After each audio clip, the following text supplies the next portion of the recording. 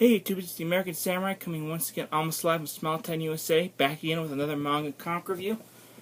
Let's get some things out of the way real quick. I myself am not a big fan of the Neon Genesis Evangelion canon. It's a little too dark for me, and I don't much care for the ending of the series. And I have not, as of this date, February 2015, seen the reboot trilogy. I believe it's going to be 4 parts, but right now I think there's only like parts 1 through 3 if it's not standalone or something like that, whatever it is. You Are Not Alone, Evangelion reboot. I've not seen that. I have seen some episodes of the original series.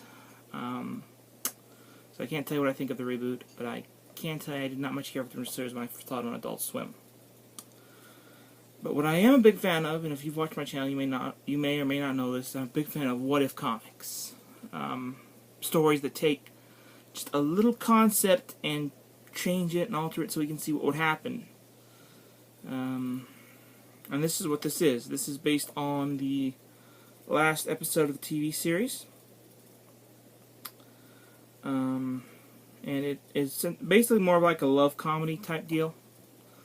I think sort of like Tenchi Muyo, Love Hina, that kind of stuff.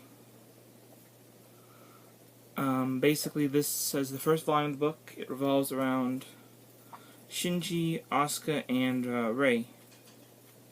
In this world, Rei is,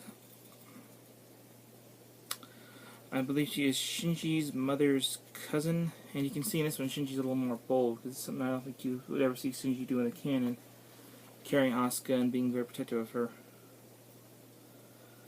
There is some similarities later on, and also, I don't know if in the main series Shinji actually ever saved Rei, so he's a little more bold in this one, I believe.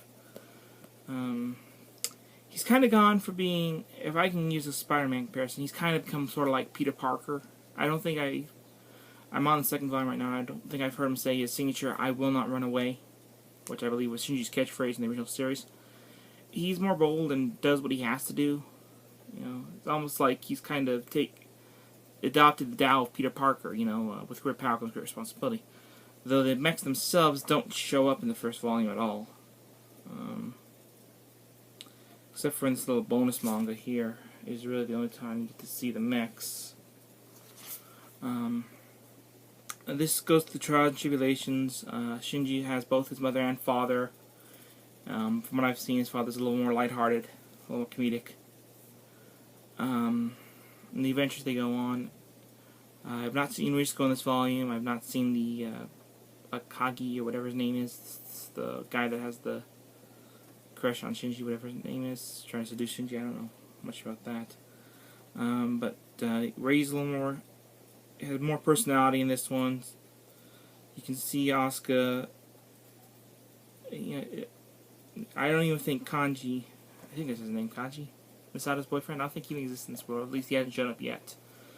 But like I said, it goes through trials and tribulations they go through. It's got a lot of comedic elements. I think probably one of my favorite scenes here